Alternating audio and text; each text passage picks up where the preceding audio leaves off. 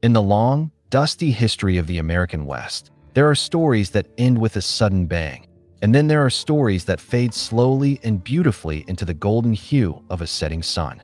For over 50 years, John Wayne didn't just play the hero. He was the very bedrock upon which the entire myth of the American frontier was built. He was the man who taught generations how to walk, how to talk, and how to stand for what is right. But as we reach the 8th chapter of Beyond the Legend, we encounter a story that is as haunting as it is poetic. This is the story of the end, a final curtain call that blurred the lines between cinema and reality in a way that had never been seen before. In 1976, a weary but resolute John Wayne stepped onto a film set for the final time. The movie was The Shootist, and the character was J.B. Brooks, an aging gunfighter diagnosed with a terminal illness, looking for a way to die with dignity in a world that no longer had room for men like him. What the world didn't fully realize at the time was that the man behind the legend was fighting the exact same battle in the shadows of his own life. Today, we are exploring the Duke's final frontier.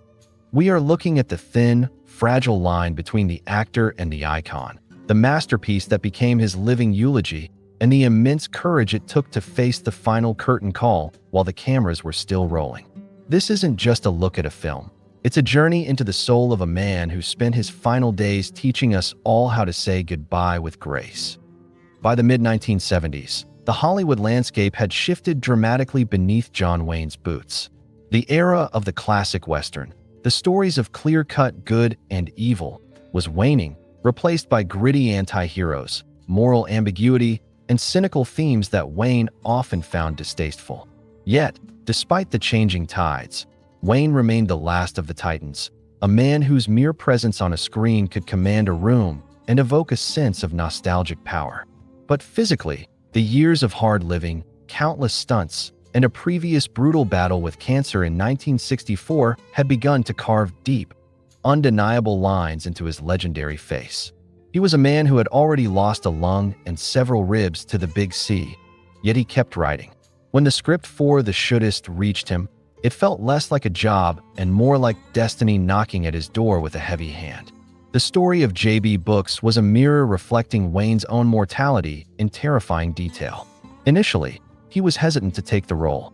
To play a man dying of a terminal disease was perhaps too close to the bone, a reminder of the thief that was slowly stealing his own breath. But Wayne, ever the professional and always the storyteller, saw a rare opportunity to leave a final, profound message for his audience. He didn't want a glamorous, invincible exit. He wanted a truthful one. He wanted to show that even the strongest man, the one who had survived 1,000 gunfights on screen, eventually has to face the ultimate, unconquerable frontier. The production began in the crisp, cold air of Carson City, Nevada, and from the very first day, the atmosphere on the set was unlike anything his crew had ever experienced in his 50-year career. There was a quiet, heavy respect in the air, a collective realization that they were witnessing the final act of a living monument. The cast of The Shootist was not just a group of actors. It was a collection of Hollywood royalty, all gathered in that small Nevada town to pay their silent respects to the Duke. Lauren Bacall, Ron Howard, and the legendary James Stewart, Wayne's dear old friend, all joined him for this final ride. James Stewart, in particular, found the experience deeply emotional and difficult. The two men had defined an entire era of cinema together in films like The Man Who Shot Liberty Valance, and now they stood on opposite sides of a doctor's desk in a scene that felt painfully, hauntingly real. As Stewart's character delivered the terminal diagnosis to Wayne's J.B. Brooks, the silence on the set was so thick it was deafening. It wasn't just acting anymore. It was two old friends, two legends who had seen the world change around them, acknowledging the cold, hard passage of time. Wayne's performance in this film was stripped of his usual cinematic bravado. It was quiet, nuanced, and filled with a weary, stoic grace. He used his actual physical frailty to enhance the character, turning his labored breath and slow, deliberate movements into a testament of human endurance. He was in constant, gnawing pain during the filming, often needing oxygen tanks hidden behind the scenery between takes. Yet the very moment the director shouted action, the Duke returned with full force. He refused to let his illness dictate his work or his dignity. He was determined to finish this film on his own terms, proving to himself and the world that while his body might be failing, his spirit remained as iron-willed and unbroken as the day he first sat on a horse and stagecoached. A significant part of the film's power came from Wayne's personal input into the script. He was protective of J.B. Book's character because he felt he was protecting his own legacy. In the original novel, Books was a much harsher man, but Wayne insisted that even a dying gunfighter should have a code of honor that the audience could respect. He wanted to show the relationship between his character and the young Gillum Rogers, played by Ron Howard, as a passing of the torch.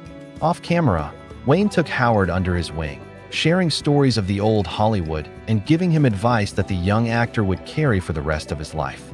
Everyone on set could see how exhausted Wayne was, yet he never complained. Even when he was completely spent between scenes, the moment the camera rolled, he never lost that famous gaze or his commanding presence. The bittersweet romance in his scenes with Lauren Bacall felt like a man's final farewell to life and love. Bacall would later recount in interviews, with tears in her eyes, how deeply she was moved by Wayne's fortitude during that time. He wasn't just making a movie. He was planning his own funeral in the best way he knew how, by working and creating until the very end. As the story of the Shootist progresses toward its inevitable conclusion, J.B. Books searches for a way to depart the world that aligns with his lifelong code of honor. He doesn't want to waste away in a dark hospital bed. He wants to go out on his feet, in the town square, facing his enemies with a gun in his hand. This reflected Wayne's own deep-seated philosophy. He had spent his entire life portraying men of action, men who took charge of their own destiny regardless of the odds. In the film's climax, the famous, bloody shootout in the Metropole Saloon, we see the culmination of 50 years of cinematic gunfighting expertise. But this time, every movement felt different. Every shot fired felt like a salute to the ghosts of the past.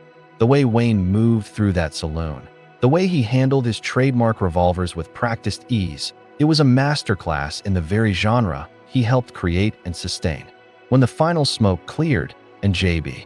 Books finally found his peace, the audience felt a profound and collective sense of loss that transcended the cinema screen. They weren't just mourning a fictional character. They were mourning the end of an era of American storytelling. The film served as a symbolic bridge between the old Hollywood and the new, with Wayne passing the moral torch to a young generation, represented by Ron Howard. It was a perfect, poetic, and heartbreaking conclusion to a career that spanned over 170 films and defined the American character for the world. After the cameras finally stopped rolling on The Shootist, John Wayne lived for 3 more difficult years, but he never made another movie. He knew his work was done. He spent his remaining time in the sanctuary of his family, on his beloved boat, the Wild Goose, and making final public appearances that showed a man who was entirely at peace with his massive legacy. He knew that The Shootist was his final farewell card to the world, his last letter to the fans who had followed him for decades. He had looked death in the eye on screen so that he could face it with unmatched dignity in his private life. The film remains a rare, sacred artifact in cinema historia, a legendary actor playing a legendary character, both sharing the exact same fate at the exact same time. It is a work of immense courage, honesty, and raw vulnerability. Wayne didn't try to hide his age, his scars, or his illness. He embraced them and made them part of the art.